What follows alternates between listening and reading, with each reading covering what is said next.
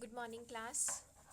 हम लोग जो है नेक्स्ट टॉपिक स्टार्ट कर रहे हैं। वो नेक्स्ट टॉपिक क्या है आप लोगों के पास? Reduction of order. इसकी स्टेटमेंट क्या है? Let f be a non trivial solution of nth order homogeneous linear differential equation. F क्या है? नॉन ट्रिवियल सॉल्यूशन है किसका? nth order homogeneous linear differential equation. किस टाइप की? इस टाइप की इक्वेशन का। Then the transformation x is equal to ft into v reduces 1 to n minus 1th order homogeneous linear differential equation in dependent variable w where w is equal to dv by dx। तो हमने क्या करना है कि ये जो transformation जो हम लेके चलेंगे वो इस इक्वेशन को, जो कि कौन सी ऑर्डर की है? nth ऑर्डर की है, उसको किस में रिड्यूस कर देगा? n माइनस 1th ऑर्डर में रिड्यूस कर देगा। कौन से वेरिएबल में? w वेरिएबल में। और w क्या है आपके पास? dv by dx। अब आपको क्या गिवन है ये देखो, it is given that x is equal to F T into V. आपने डेरिवेटिव लिया, क्या आ जाएगा? F of T into D V by D T plus V into F dash T. इसी तरह से इसका सेकेंड डेरिवेटिव लिया, तो सेकेंड डेरिवेटिव जब मैंने सॉल्व किया तो आपके पास क्या आया? 2 times F dash T D V by D T, F of T D two V over D T two plus V into F double dash T. इसका मतलब जब मैं इसका nth डेरिवेटिव लूँगी, मैं फर्स्ट से स्टार्ट कर रही हूँ, एफ ऑफ टी इसके साथ देखो सेकेंड डेरिवेटिव है तो सेकेंड डेरिवेटिव ही आ रहा है टी का, यानी कि F of T into D N V over D T N, यही होगा। एफ के बाद फर्स्ट डेरिवेटिव एफ डैश का, जितनी डिग्री है इसकी उतनी ही यहाँ पे मल्टीपल है उसका, तो ये n times F dash T D V by D T है, मतलब 2 था तो फर्स्ट डेरिवेटिव है तो n है तो क्या हो जाएगा? n माइनस 1th डेरिवेटिव हो जाएगा। इसी तरीके से हम कंटिन्यू करेंगे, हम लोगों के पास ये आ जाएगी किसकी value? D N X over D T N की। अब हमने ये जो सारे डेरिवेटिव्स निकाले इन सब की वैल्यूज़ हम कहाँ पुट करने जा रहे हैं? इक्वेशन नंबर 1 में पुट करेंगे। और इक्वेशन नंबर 1 ये है आपके पास, ठीक है। तो ए नॉट टी इंटू ये पूरी वैल्यू आ जाएगी, ठीक है। फिर क्या आएगा? ए वन टी, फिर आप किसकी वैल्यू निकाल सकते हो? D N minus 1 upon D T N minus 1। इस तरीके से पुट करेंगे आप ये सारी वैल्यूज़ इस इक्वेशन नंबर में जब पुट कर लेंगे आपके पास ये आ जाएगा। उसके बाद हमने क्या किया? nth डेरिवेटिव को अलग किया, कैसे आएगा? A naught t into f of T d N V over D T n, ये आ गया। उसके बाद d N minus 1 v over D T N minus 1, इसकी आपके पास देखो 2 टर्म्स हैं तो हमने ये कॉमन लिया और जो इसका कॉफिशिएंट बन रहा था वो निकाला। इसी तरीके से नेक्स्ट टर्म किसकी बनती? n माइनस 2th डेरिवेटिव की। फिर हम लास्ट में कौन से? फर्स्ट डेरिवेटिव पे आएंगे, ये फर्स्ट डेरिवेटिव की टर्म हो गई और ये लास्ट में v आ गया, ठीक है। अब देखो बेटा, आपको स्टार्टिंग में ही गिवन था f क्या है? नॉन ट्रिवियल सॉल्यूशन है इसका, इक्वेशन नंबर 1 का। इसका मतलब क्या? इसको सेटिस्फाई कराएगा, यानी कि a naught t into f of n x, यही बनेगा ना, a one t into f of n minus 1, इधर से a n t into f. तो ये देखो, ये जो इक्वेशन बन रही है ये कौन सी है? ये सेम 1 जैसी तो है, और f क्या है? इसका सॉल्यूशन है, इसकी वैल्यू क्या? इक्वल्स टू 0, यानी कि इस इक्वेशन में कॉफिशिएंट ऑफ v क्या बन गया? 0 बन गया। आपके पास बचा क्या? आप लोगों के पास जो लास्ट टर्म है वो क्या हो गई? वैनिश हो गई। अब हम क्या कर रहे हैं? D V by D T को क्या डिफाइन कर रहे हैं? w डिफाइन कर रहे हैं, तो D V by D T को w डिफाइन कर रहे हो तो nth डेरिवेटिव किस में रिड्यूस हो जाएगा? n माइनस 1 में। तो इस तरीके से हम लोग यहाँ आ गए। और ए नॉट टी क्या डिफाइन किया? A naught t into f of t. A one t क्या डिफाइन किया? n of a naught t f dash t plus up to a one t into f of t. इस तरीके से हमने constant define कर दी, ठीक है बेटा। ये थ्योरम यहीं ख़त्म होती है। नेक्स्ट देखो क्या आपके पास? The matrix form of the system of equation. इस फॉर्म को आप इस फॉर्म में रिड्यूस कर सकते हैं। यहाँ पे जो मैट्रिक्स बनेगी कौन सी मैट्रिक्स है? कॉफिशिएंट मैट्रिक्स, मतलब एक्स डैश टी, मतलब x dash is equal to A of T into x. तो ये ए ऑफ टी क्या होती है? कॉन्स्टेंट, सॉरी कॉफिशिएंट मैट्रिक्स होती है ना। अब आप देखो आपके पास क्या है? क्वेश्चन है आपके पास कि x triple dash minus 4 x double dash plus 10 of x dash minus 6 x is equal to 90। हमने क्या करना है? इन टाइप्स की इक्वेशन को अगर हमें कॉफिशिएंट मैट्रिक्स में रिड्यूस करना है तो हम किस तरीके से करेंगे? हम क्या करेंगे इनको सॉल्व करने के लिए? एक्स को क्या पुट करेंगे हम लोग? x1 पुट करेंगे, एक्स को अगर x1 पुट किया है, अगर मैं डेरिवेटिव लूँ एक्स डैश करूँ तो एक्स डैश है किसके इक्वल, x2 के इक्वल है ना, एक्स डैश x2 के इक्वल है, और इधर से क्या आ गया x1 डैश, ये आ गया। एक्स डबल डैश की बात करूँ तो क्या बनेगा, एक्स डबल डैश आ गया, इधर से क्या बनेगा x2 डैश बनेगा, लेकिन एक्स डबल डैश है किसके इक्वल, आपके पास यहाँ से किसके इक्वल आ जाएगा, x3 के इक्वल आ जाएगा। ठीक है, यहाँ पे थोड़ा सा ठीक कर लो, ये सिर्फ सेकेंड डेरिवेटिव आपके पास।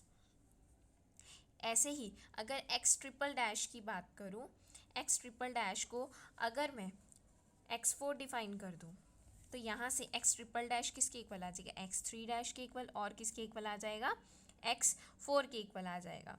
ठीक है, हम लोगों ने क्या किया, ये सारी की सारी वैल्यूज़ यहाँ पुट करी। एक्स ट्रिपल डैश की वैल्यू क्या है बेटा, x3 डैश है।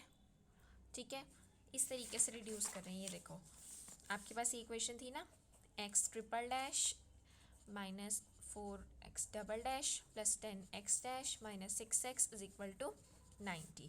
तो x ट्रिपल डैश की वैल्यू क्या है आपके पास, x3 dash minus 4, x double dash की वैल्यू क्या है आपके पास, x3 है, 10x डैश की वैल्यू क्या है आपके पास, किसकी वैल्यू, x2 है ये। ठीक है, फिर माइनस 6x की वैल्यू क्या है, 6x1 ही है, इज इक्वल टू क्या आपके पास 90 है। यहाँ से x3 डैश क्या आ जाएगा आपके पास, 6x1 minus 10x2 plus 4x3 plus 90 as it is. ये इक्वेशन आ चुकी है आपके पास। ठीक है, इसी तरीके से आपके पास x1 डैश किसके इक्वल था, x2 के इक्वल था, तो आप इसको रिड्यूस कर सकते हो x1 डैश को, 0 into x1 plus 1 into x2 plus 0 into x3। इसी तरीके से x2 डैश किसके इक्वल है आपके पास, x2 डैश जो है आपके पास किसके इक्वल है, x3 के, तो आप इसको लिख सकते हो 0 into x1 plus 0 into x2 plus 1 into x3 लिख सकते हो। अब आपको इसको उसी फॉर्मेट में लिखना है, तो आप कैसे लिखेंगे, देखो x1 x2 x3 का डेरिवेटिव अकॉर्डिंगली चलेंगे।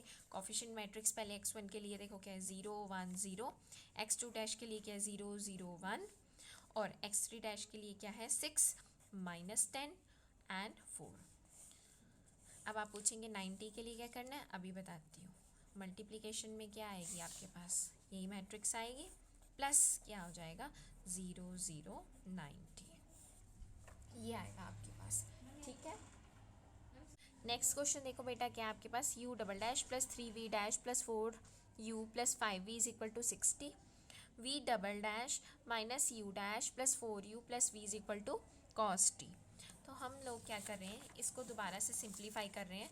हम लोगों ने क्या किया, u डैश को x पुट किया, v डैश को क्या पुट किया, y पुट किया।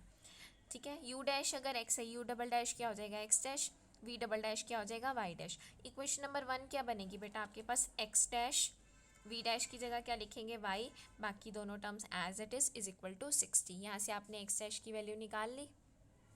सेम वे में इक्वेशन नंबर 2 आपके पास ये आ जाएगी। ठीक है, ऑल्सो u डैश किसके इक्वल है, x के इक्वल है, तो आप u डैश को इस फॉर्म में लिख सकते हो। देखो आपके पास ये जो आई है, इसमें 4 वेरिएबल्स चल रहे हैं, x y u v, यही चल रहे हैं, तो u डैश x के इक्वल है, आपने इसको चारों वेरिएबल्स की फॉर्म में लिख दिया। ऐसे ही v डैश किसके इक्वल है, y के इक्वल है ना, तो आपने v डैश को भी 4 वेरिएबल्स की फॉर्म में लिख दिया। बाकी सब जीरो है, सिर्फ y वाला कोफिशिएंट 1 है ना।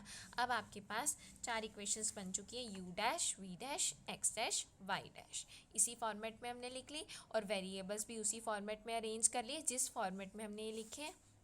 आपने इसको होमोजीनियस फॉर्मेट में लिखा, तो आपके पास ये आ गया। ये क्या है, यहाँ से क्या बनेगा, देखो 0 0 60 कॉस्ट, ये कौन सी फॉर्मेट बनी है, non homogeneous linear differential equation, यही फॉर्मेट बना है ना आपका।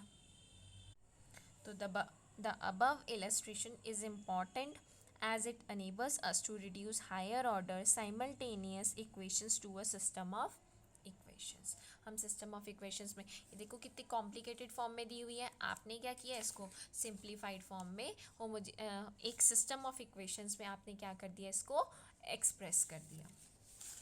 नेक्स्ट देखो क्या है, find the fundamental system of solutions. Fundamental system of solution निकालना है, ये आपको दिया हुआ है। देखो since t and two t are continuous in close interval 0,1, ऐसे क्यों बोला, क्योंकि देखो टी और टू टी ये क्या है, पॉलिनोमियल है एक तरह से डिग्री 1 के, तो कॉन्टिन्यूस तो होंगे ही होंगे। और matrix A of T is constant matrix, तो ये क्या हो जाएगी, कांस्टेंट मैट्रिक्स हो जाएगी, क्योंकि पॉलिनोमियल है डिग्री 1 के, तो कांस्टेंट मैट्रिक्स ही होगी ये। तो यहाँ से जब आपने इसको मल्टीप्लाई किया, इक्वेट किया, तो आपके पास x1 डैश की वैल्यू क्या आ जाएगी, tx1, x2 की वैल्यू क्या आ जाएगी, 2tx2।